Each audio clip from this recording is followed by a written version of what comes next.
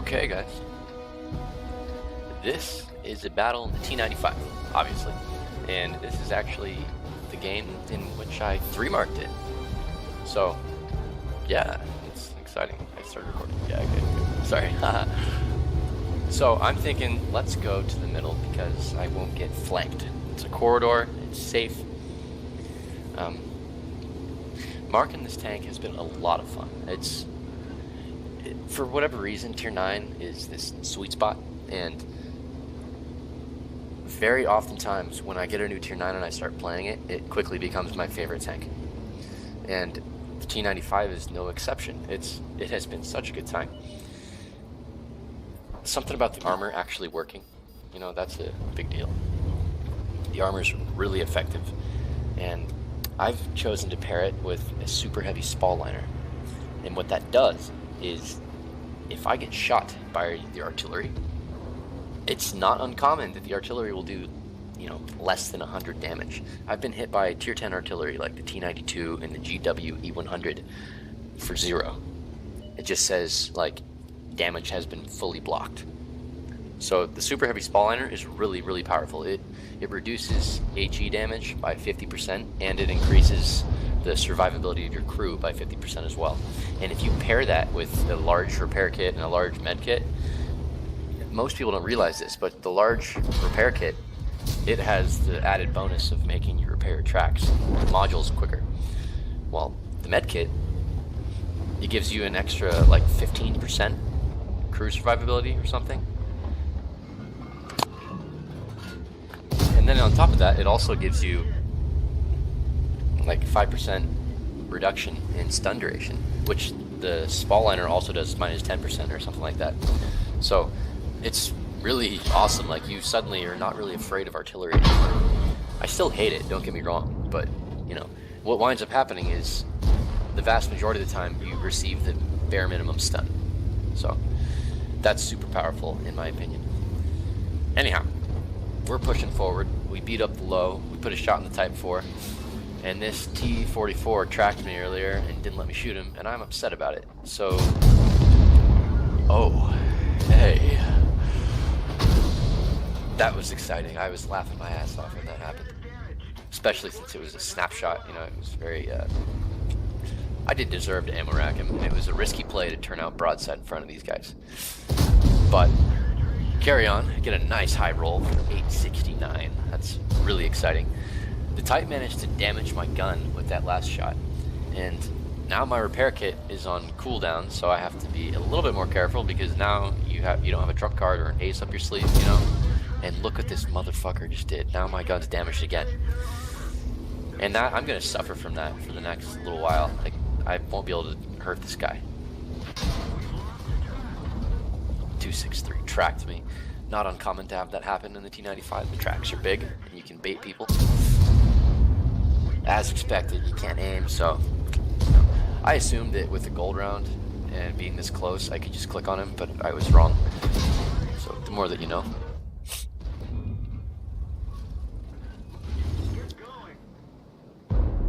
I managed to hold my shot on that, luckily. And now I'm thinking, okay, let's push this guy. And now I definitely have to push him because I'm a one-shot, and if he shoots me again, I probably won't get my mark. And I thought that would pen. It didn't. That was my mistake. But now I definitely need to push past him so he can't turn into me. And now that the 257 looked away, I get a free shot into this 263. So let's click it. Oh my god. This is wild. I can't believe the RNG. It's crazy, the game just decided, okay, alright, you've been good. Here, have it. And then they fed me a T28 as well. Really exciting. And that's it for me this game. I'm about to get myself killed just because I'm happy and aggro. Even typing in chat that I just 3-marked it. So that's that. One thing that I really wanted to touch on was it's how powerful this tank can be. And a few things about it. First off, you're a victim of your teammates, right? So 2 things can happen, or 3 things. So the first one of these things is that your team is really good, and they steamroll a flank, and you were just chasing them the whole time, and you chase and you chase and you chase and you don't get anything. You can't clean up any damage because it's all taken already. The second circumstance is your team dies, right? You have a bad team and everyone's just dead before you even get to the fight, right? You can even type in chat saying, hey guys, don't die before I get there. They will still go and kill themselves, like a Waffle Panzer IV will charge into a bunch of heavies, you know, head on, thinking for whatever reason that you can brawl them, you know. That was a bad shot. But anyhow, then, you know, in the last example is that your teammates support you and they don't leave you alone, in which case you are a force to be reckoned with, something the enemies definitely should be afraid of. This little segment of a replay I'm showing you here is going to be, let's fast forward actually real quick. So this is what I wanted to show you guys about the Spalliner, right? So I'm about to fight with this guy a little bit, and I didn't even think I'd get much out of it, but you're very shortly going to see why the Spalliner is so crazy in what it does, right? So they have artillery, they have 2 FV4005s as well. Those haven't, well, one of them's been spotted, and I'm definitely going to go around right in front of him. So it's not unlikely I'm going to get hit by him here, and the same can be said for the artillery. I have learned that you don't really need to be that afraid when, you know, there's artillery or a Death Star or a shit barn looking at you. And here I'm being an idiot and don't realize I actually have a shot on him. Look at that. I got hit in the face for 203, and then the VK tried to land on me and he failed, which is awesome. But the Death Star hit me for 203. That's it. It has that big ass gun and it only hit me for 203. This is a misplay too. I could have shot him right there, but I wasn't thinking clearly. I for some reason thought I couldn't. Anyhow, carry on. Once again, 209. You can scout with your face in this tank if you have the Spalliner. Killed the M103. I know I was firing APCR up to this point because I loaded it because of the VK. He just, for whatever reason, decided to go on top even though there was artillery. I don't know. But here's that Death Star again. Or ship bomb rather. 158. Like, it's crazy. It's totally crazy. This tank is so powerful. I wanted to point out what my stats were in this tank, just so you guys could see, and maybe give you a rough idea of what to shoot for in order to mark it if you're going for that yourself. In this case, 3,206 is my average damage per game, which was crazy to me because my E5, which is my only 3-mark tier 10, has less than that. So that's nuts. And 630 assistance damage. So, you know, it's like 3,800 combined is what got me the mark. Obviously, you need to try to do more than that if you want to go for it, but, you know, it is what it is. Pointing out these things again, too.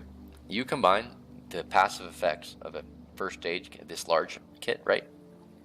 And the Spalliner. And you become so powerful. It's crazy.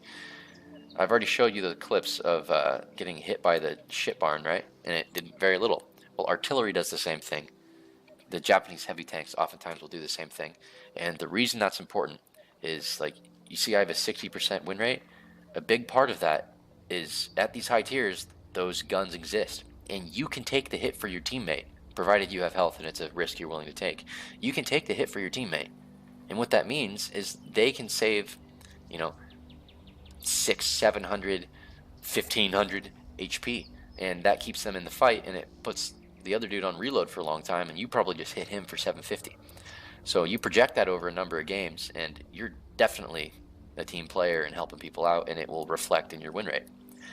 And in regard to how to play this vehicle, be aggressive unless there's a lot of artillery and it's an open map. Like if you have cover on your sides, it makes sense, you know, push.